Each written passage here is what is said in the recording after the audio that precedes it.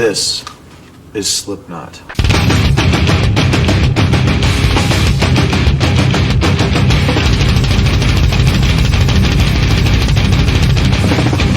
We're just an army.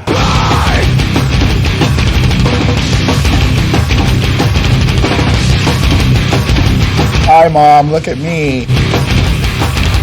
Here comes the pain!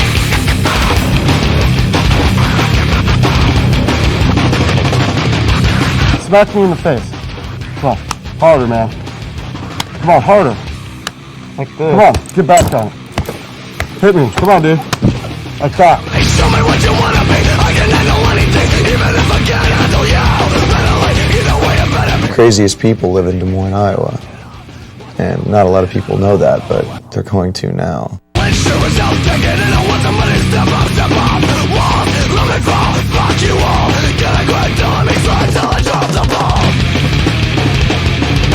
Fuck this shit, I'm sick of bitching going down, this is the war. My name's Sid. I'm the DJ guy, and I'm the filth epitome number 0. Joey, number 1, and I play drums. Paul, number 2, and I play bass.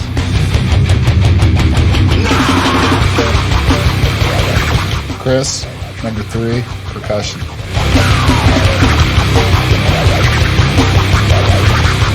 Jim, number 4, I play guitar. 133, number 5, sampling.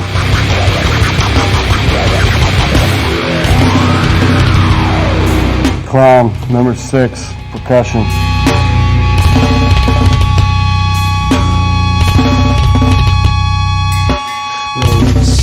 Mick, number 7, guitar.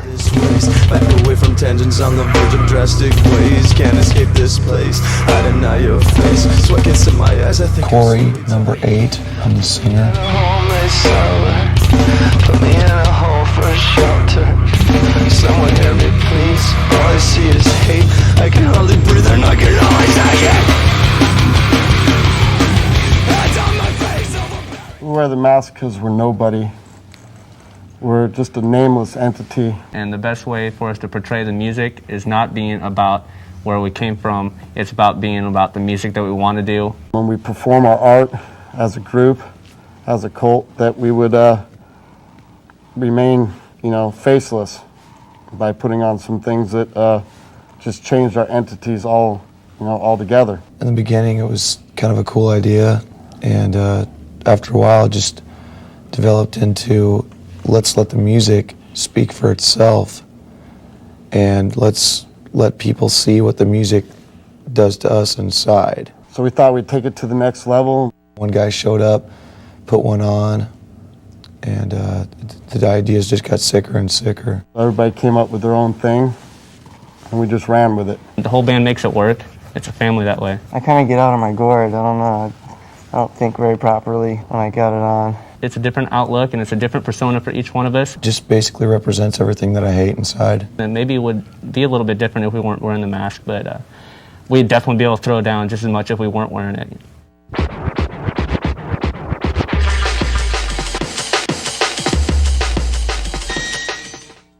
We wanted a more unified look, and we wanted to come out and really be a force to be reckoned with. So we all started wearing the coveralls with the barcodes. And to be in an army together as a band and a family. Basically making fun of the fact that a lot of today's music is a product. It's bought and sold, and basically it's here today, gone tomorrow. It's our kind of mockery towards that whole thing. Everybody fell into a number. Everybody has their reasons. I was walking through a rendering plant one night. My friend works there, and I thought 1, 2, 3. The number 8's been in my life since I was a kid. Me and Balls are pissing shit. His is a piece of shit. Or I am the shit, I don't know. So I'm like, the drums, and that kind of is where it starts, sometimes. So that's where the 1 comes in. It's on the arm. You look at it, you figure it out. Maybe you have your own number. Maybe it's in your head somewhere. And maybe you'll display it on your sleeve someday if you know what's going on, I felt the air rise up in me, kneel down and bear the stone of this. I wonder how you don't have 9 members. We have 9 layers. 9 layers of just music and orchestrated whatever, madness. We get together, and without, one of the members, it doesn't work. We need all the 9 people. You will listen to the album and you will hear all these layers that you will fall in love with.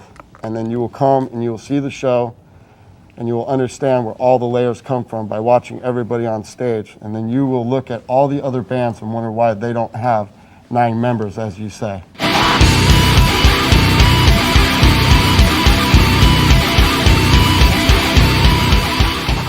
We are bringing something very fresh, new, and inventive to the world of heavy, metal.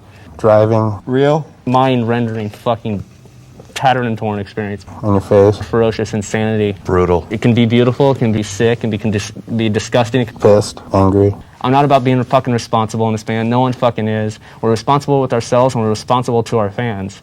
But we don't want to fucking send out a positive message or this is the way you need to fucking live your life or this is the way you need to fucking do things because this is fucking heavy, aggressive, pissed off fucking music and it doesn't need to be responsible and I'm not going to fucking be responsible because it's not supposed to be like that. Did you never give a damn in the first place? Maybe it's time you where the tables turn. Cause in the interest of all involved, I got the problem solved. And the fruit of this guilty, yeah, no guilt, like no way about it. When you're growing up, you have to go through a lot of shit, man. Childhood is a bitch. Sometimes it goes good, sometimes it doesn't. For a lot of us, it didn't. So you draw from that, you draw from, having to deal with a lot of ignorant fucking people that walk the planet. You have to draw from the ignorant shit that happens to you from, people that want to hold you down and, repress you in a way. That's where the anger comes from, that's where the aggression comes from, and that's where the catharsis comes from. When we can take all that and keep it inside ourselves, and when we play our music, that's what hits you. That's what comes at you, 1,000 miles an hour, And we're not out doing anything destructive or blowing up buildings or any shit like that. This is our catharsis. This is our therapy for us, This is our expression. This is our art. This is our life. And we keep it that way. And we keep ourselves sane by the insanity that we put in the music.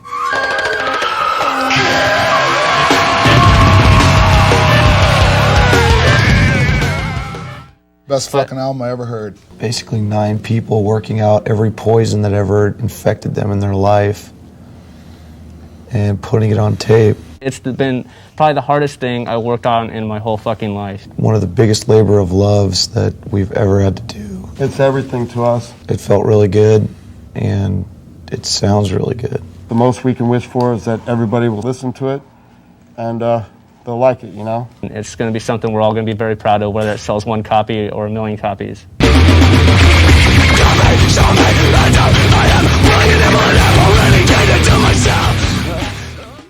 We were basically a bunch of people that were in bands that we felt like we were kind of pulling behind each other, And we all had the same dream. We kind of came together and formed a supergroup, which we all like to call it because we were in bands before. Some people hated the bands they were in.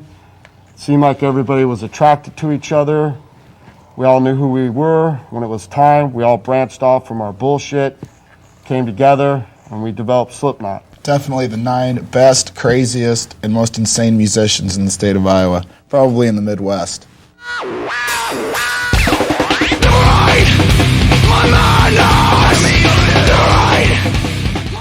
We had a song called Slipknot that transformed into a different song called Sick. And now the song and the band name are 2 separate entities. It's a totally different song, but the name Slipknot became the band Slipknot. It just fit. There really is no overall meaning that I think people that can grasp a hold of. There is for us, and I think as the band goes on, maybe, it will develop into their lives that way like it is for us, if that makes any sense at all.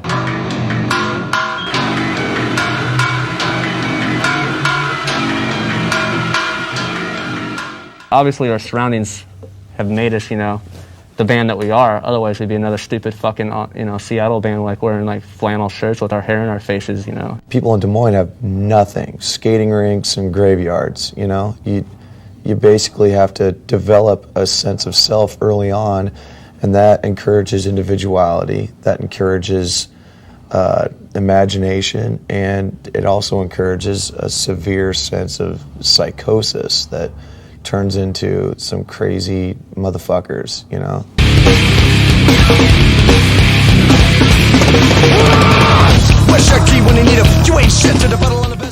There's so many ideas, and that's the great thing about having 9 people in this band. A lot of people bring a lot of different things to the table. Mick here, he'll be out, maybe eating pizza. He's got his guitar in his trunk. He'll get a riff, he'll get on a payphone, play the riff on the phone, call up the riff later on his answering machine, bring it to practice, we'll listen to it at practice, maybe come up with a riff. And then, you know, we fit the bass in, and we bring like the 2 extra cannon drums in with the kegs, and then the sampling and the scratches will come in. Corey will like be listening to it this whole time, getting the vibe on, and, you know, searching his soul, and the lyrics come out, and then, you know, after the next few practices, it turns sick and it's solid. Sometimes we'll just start jamming on something out of the blue, and it'll turn into a song. If someone's got a great idea and it works and it fits the format under the name Slipknot, then we use it. Everybody gets their input in there and becomes a Slipknot song.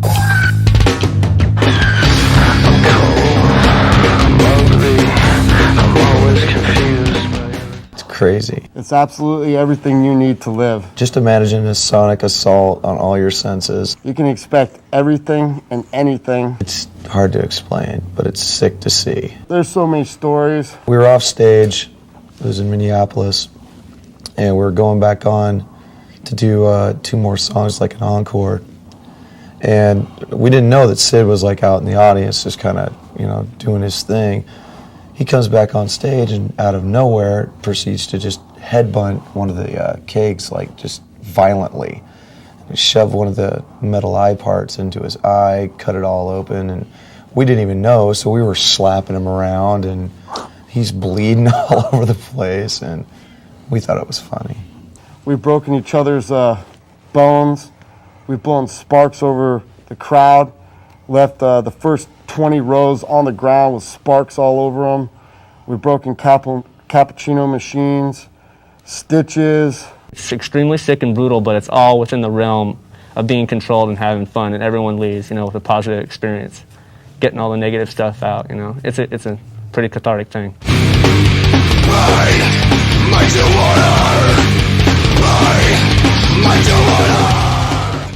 It's an honor that I can't ever even explain. You know, it's our first major tour, and we're going out with some of the bands that we, you know, grew up listening to. Black Sabbath is one of our all-time favorite bands. It's big, it's huge. It's crazy to us.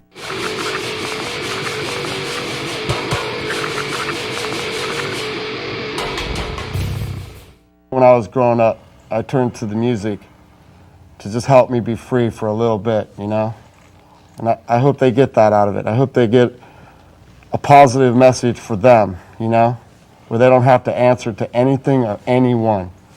They can just be themselves and leave cleansed. In the strangest manner that had broke away my tears found as I lie. Diagnosed with some terminal disease so I can blast my head off on stage. 1 year, 2 years, world domination, 5 years.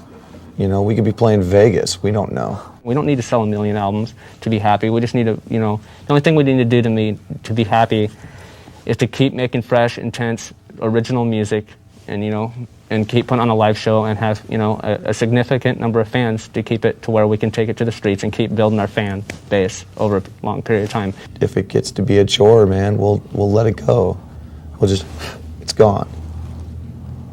But as long as it excites us, and as long as we can stay into it, and as long as we can break new ground as far as we're concerned, we'll do it forever.